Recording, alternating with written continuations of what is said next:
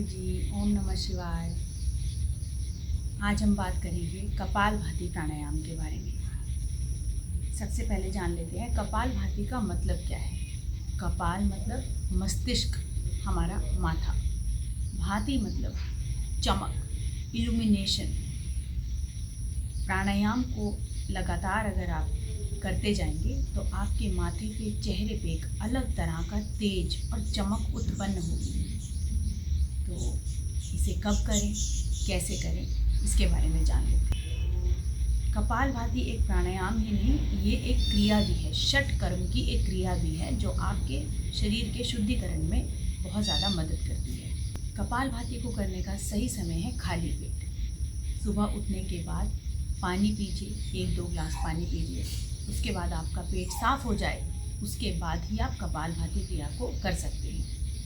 यदि किसी का पेट साफ नहीं होता तो भी कोई बात नहीं, पानी पीजिए, 10-15 मिनट का इंतज़ार कीजिए, उसके बाद आप कपालभाति क्रिया को करिए और धीरे धीरे आपका पेट भी अपने आप साफ होने लगेगा। इसके फ़ायदे अनगिनत हैं, जिसके बारे में हम प्राणायाम करने के बाद में बात करेंगे। उससे पहले हम जानते हैं इसे करना कैसे है। किसी भी प्राणायाम को करने से पहले अपने नीचे एक आसन बिछाइए, किसी भी तरह का आसन। ये कॉटन का मैट है, आप इस तरह से कोई भी दरी कपड़ा बिछाकर प्राणायाम कर सकते हैं। इसको बिछाने का क्या महत्व है, किसी भी कपड़े के ऊपर जब आप बैठते हैं तो आपके शरीर में जो भी प्राण उत्पन्न हो रहे हैं प्राणायाम को करने से या कुछ भी कोई भी क्रिया करने से, वो आपके शरीर में ही अलग अलग जगह पर जाकर अपना कार्य करेंगे। अगर आप दरी नहीं बिछाएंगे, धरती के ऊपर बैठेंगे, तो जो भी प्राण उत्पन्न हो रहा है वो डायरेक्ट धरती में चला जाएगा। तो इस वजह से किसी भी आसन पे बैठ जाइए, चौकड़ी लगाकर आराम से बैठ जाइए। सुखासन, सिद्धासन, पद्मासन, किसी भी तरह। जब हम इस तरह बैठते हैं, ये सुखासन है। सिद्धासन में बिल्कुल आराम से बैठ जाइए। और अगर आप पद्मासन लगा सकते हैं तो पद्मासन लगाइए। इस तरह पद्मासन थोड़ी देर एक तरफ, उसके बाद दूसरी तरफ से पद्मासन लगाएं। आराम से बैठ जाइए इस तरह। तो कमर सीधी, गर्दन सीधी, दोनों हाथ या तो हथेलियां खुली।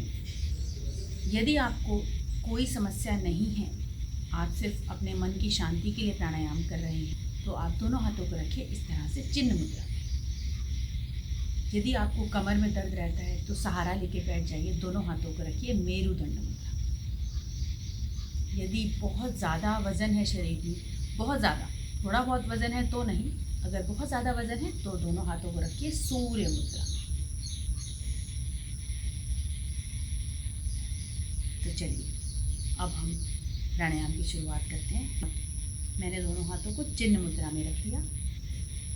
अब हमें क्या करना है, आंखें बंद, कमर और गर्दन सीधी रखें। सांस को बाहर छोड़ते जाएं। अंदर सांस को जोर लगा कर लेने की ज़रूरत नहीं, सिर्फ सांस को छोड़ने पे ध्यान दें।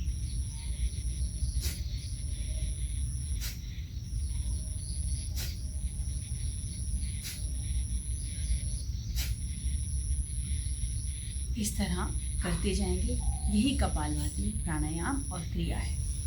आप सही कर रहे हैं या गलत कैसे जानें? एक हाथ को अपने पेट पे रखिए, नाभि पे रखिए। जब आप सांस को बाहर छोड़ेंगे तो पेट अपने आप अंदर की तरफ चला जाएगा। सांस को ढीला छोड़ेंगे तो अपने आप सांस आएगा, पेट बाहर आ जाएगा। किस तरह हम ध्यान दे सकते हैं, देखिए।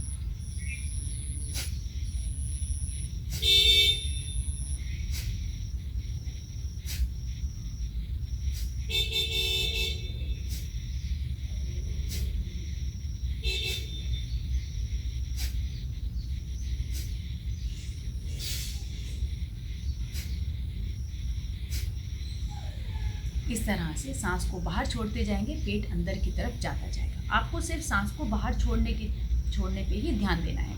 This is called active exhalation. सिर्फ एक्सहेलेशन पे ध्यान देना है। दोनों हाथों को एक ही तरह मुद्रा में रखें। कपालभाति को करने की सबसे सरल और सबसे अच्छी विधि है 1 सेकेंड में 1 स्ट्रोक। इस तरह करते जाएंगे।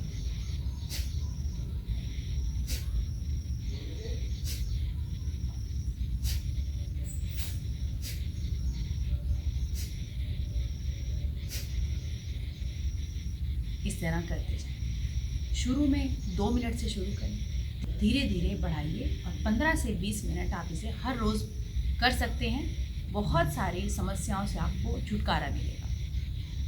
अगर आपको कोई समस्या नहीं है शरीर में, आप सिर्फ स्वस्थ रहने के लिए कर रहे हैं, तो आप इसे थोड़ा तेज़ गति से भी कर सकते हैं। किस तरह, देखिए, हाथों को अपने हिसाब से किसी भी मुद्रा में इस तरह रखिए और थोड़ा तेज़ गति, 1 सेकंड में 2 स्ट्रोक।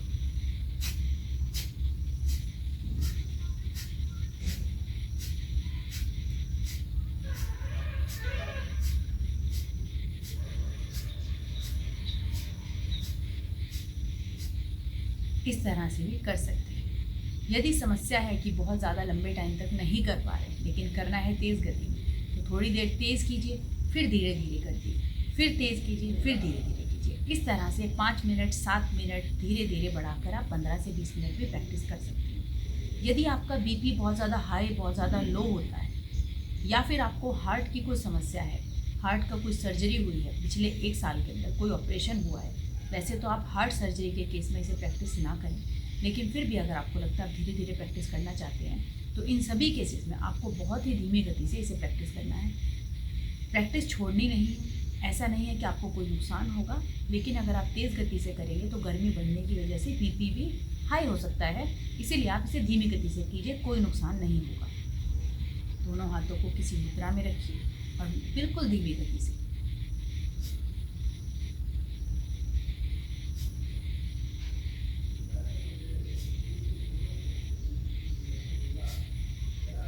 ध्यान दीजिए, 2 बार प्राणायाम करने के बीच में एक तो जो गैप है, थोड़ा हमने समय लेके फिर सांस को बाहर छोड़ा। दूसरी चीज़, बहुत ज़्यादा तेज़ी से स्ट्रोक नहीं लगाया, पूरा जोर नहीं लगाया स्ट्रोक लेने। इस तरह से आपको करते रहना है।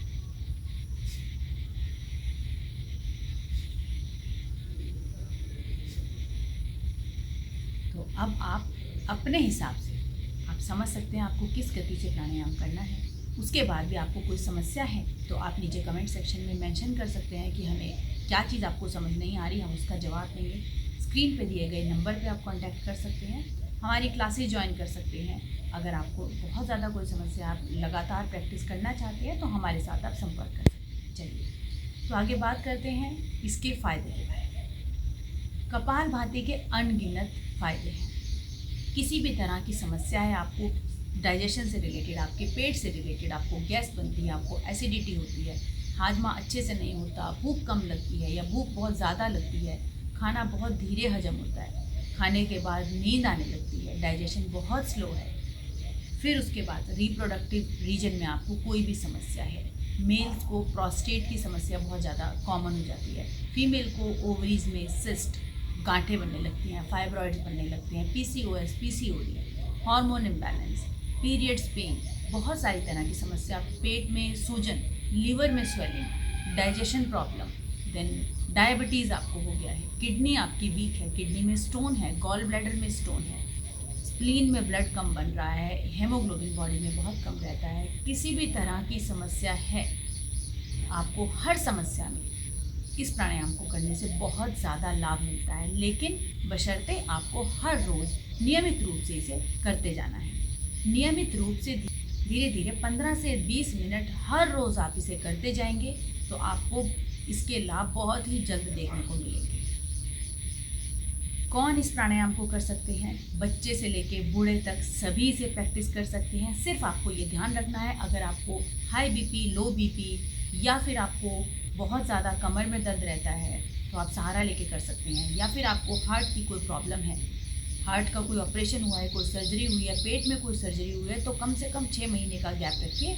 उसके बाद अपने डॉक्टर से सलाह लेकर आप धीरे धीरे इसे प्रैक्टिस करना शुरू कर सकते हैं। अपनी बॉडी के हिसाब से करें। यदि आपको लग रहा है प्रैक्टिस करने के बाद आपको सांस फूल रहा है तो आपको ये प्रैक्टिस वहीं पर रोक देनी है, या फिर इसे धीरे धीरे प्रैक्टिस करें। उसके बाद मेंस्ट्रुएशन के दौरान जब आपकी पीरियड साइकिल चल रही है उस टाइम पे आपको कपालभाति प्रैक्टिस बिल्कुल भी नहीं करना।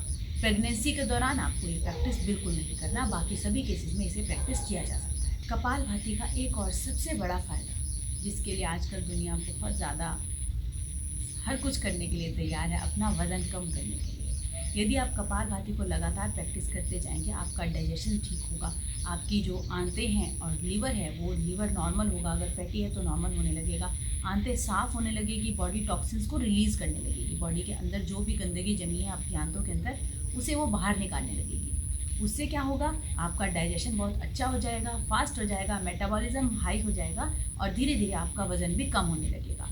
जो लोग इसे लगातार प्रैक्टिस करते हैं वो इस बात को जानते भी होंगे। वज़न कम करना इतना भी मुश्किल नहीं है, थोड़ा बहुत अपने खान पान पे कंट्रोल कीजिए, गलत चीज़ों को अवॉइड कीजिए। सभी जानते हैं गलत क्या है, उसे अवॉइड कीजिए और अपनी ज़िंदगी में, अपनी जीवन शैली में प्राणायाम और योग को ले आइए। इसी से आपको सभी तरह के फ़ायदे मिलने वाले हैं। तो इसी तरह हमारे वीडियोस को देखते रहिए। यदि आपको ये वीडियो अच्छा लगा है तो इस पर एक लाइक कीजिए, इस वीडियो को ज़्यादा से ज़्यादा शेयर कीजिए। आपके मन में जो भी विचार हैं हमारे साथ कमेंट सेक्शन में शेयर कर सकते हैं। हमारी रेगुलर क्लासेस को ज्वाइन करने के लिए स्क्रीन पे दिए गए नंबर पे या वेबसाइट पे कांटेक्ट कर सकते हैं। जल्दी मिलते हैं एक नई वीडियो के साथ, तब तक के लिए अपना ख्याल रखिए। नमस्ते।